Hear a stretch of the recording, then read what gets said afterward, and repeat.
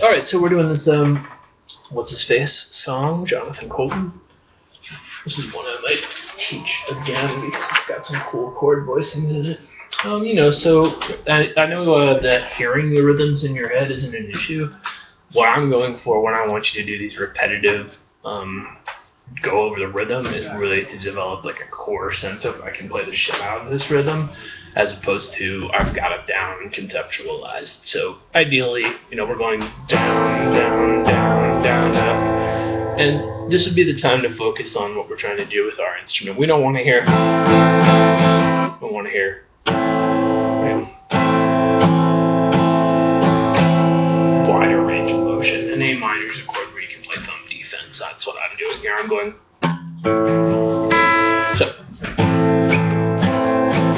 definitely an open chord, and then we get to there. And the whole trick for you with this chord was, first of all, elbow positioning. And if you're having trouble, what was happening intuitively for you is wanting to have your thumb up a little higher, but we're going to be more out in front of the instrument. My other suggestion was to just do this version of it, which is exactly the same thing. Instead of barring the whole instrument, you bar two strings, which if you see what I'm doing, I'm really only moving my finger and then my wrist juxtaposition is changing very nominally. So that's possible. That said, learning to play a bar chord is invaluable, and then you can hit all the strings. So there we are.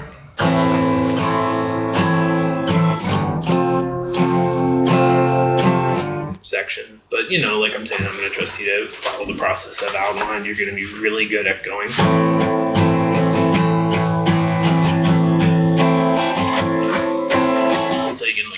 Sleep before moving forward. There's going to be some left hand involvement in here that's going to take thinking about. So, A minor to F to C. Then a very common thing we do going between C and A minor is this boom, boom thing. And this is when we're going to change the strumming pattern in the song from down, down, down, down, up to down, down, up, down, down, up. One for each one.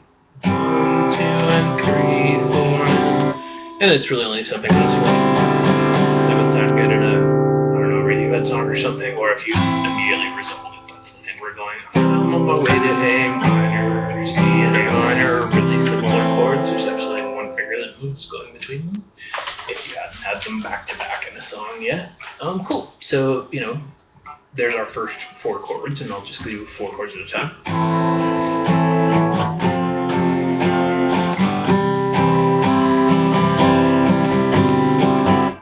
Next section, first 2 chords. And I would say get really good. I did little suggestions in the initial wrote it out, but the second page, where do you get up to? Like, it'd be awesome if you were good at just,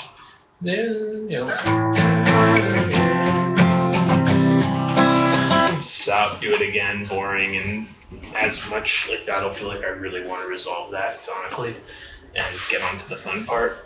If you get good at that, that's going to come up again and again in the song. Cool. So that's us. Big section 1 is the.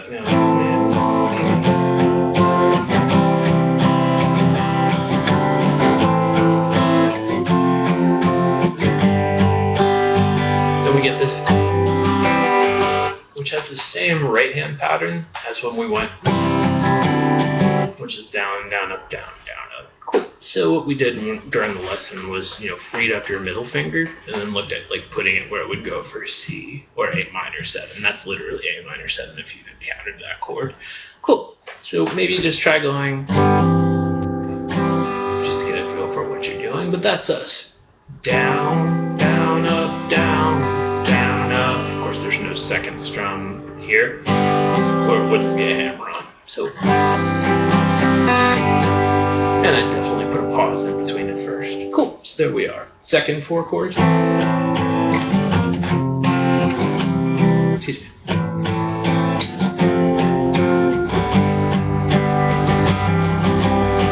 And that did have the same down, down, up. So actually we've gone down, down, down, up, down, down, down, up, down, down, down, up, down, down, up, down, down, up on both of these first 2 sequences, even if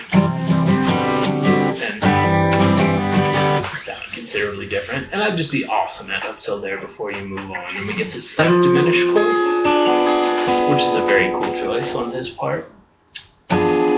So the way we got you to do that during the lesson was we're like D, up, and over, and then there's a pinky note. And there's really no good way to eliminate bass notes on this aside from having your thumb over the top, which is where you'll probably be in the song. You will have just been playing G.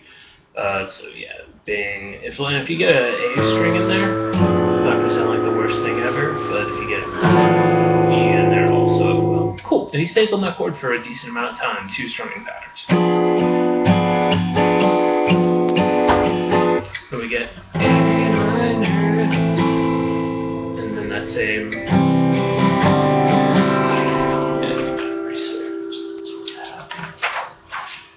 so 1, 2, 3, 4, 1, 2, 3, 4, A minor, then the exact thing we did. So there's our next one, and definitely get good at that. Here's how it sounds again.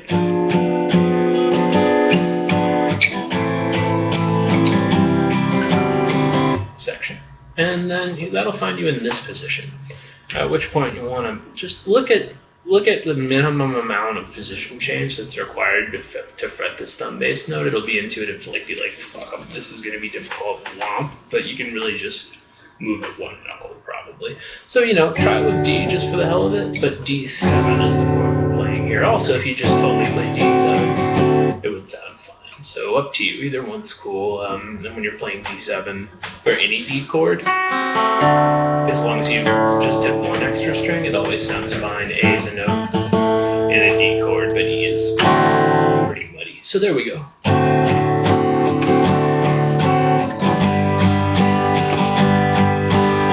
So it ends relatively easy for what's been happening in the song up until then. Cool. So there you are. Once through the whole thing, which happens around 7 minutes in your video.